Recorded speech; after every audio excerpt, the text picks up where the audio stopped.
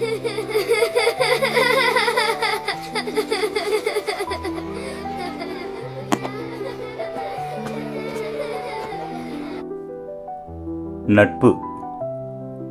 மனித குலத்துக்கு கிடைத்த ஆகச் சிறந்த வரம்.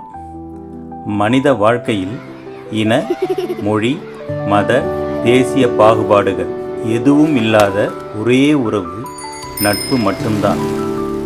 மனிதர்கள் தங்கள் வாழ்வில் அடையும் பெரும் செல்வங்களில் நட்பே மிகவும் உயர்ந்தது. மாதா, பிதா, குரு, தெய்வம் என்ற இந்த வரிசையில் நட்பு சொல்லப்படவில்லை. காரணம், அம்மா பசியாற்றுபவர், அப்பா வழிகாட்டுபவர், ஆசான் அறிவூட்டுபவர், தெய்வம் நம்மை என்றும் பாதுகாப்பவர். ஆனால் இந்த 4 கடமைகளையும் ஒருங்கே செய்யும் ஒரே உறவு நட்பு மட்டும்தான். பெற்றோரிடம் நாம் மரியாதையுடன் பேசலாம், வாழ்க்கை துணையிடம் காதலுடன் ஆசையாக பேசலாம், குழந்தைகளுடன் அன்பாக பாசமாக பேசலாம். ஆனால் ஒரு நண்பனிடம் மட்டும்தான் எவ்வித தயக்கமும் இன்றி மனதார மனம் விட்டு பேச முடியும்.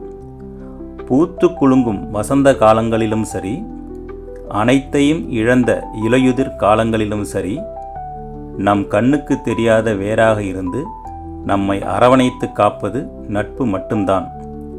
வாழ்க்கையில் ஒரு நல்ல நண்பனை தேடுவதை விட்டுவிட்டு முதலில் நாம் ஒரு நல்ல நண்பனாக இருக்க முயல்வோம். உடுக்கை இழந்தவன் கைபோல ஆங்கே இடுக்கண் களைவதாம் நட்பு என்பது நம் அறிவாசான் வள்ளுவ பெருந்தகையின் வாக்கு அல்லவா?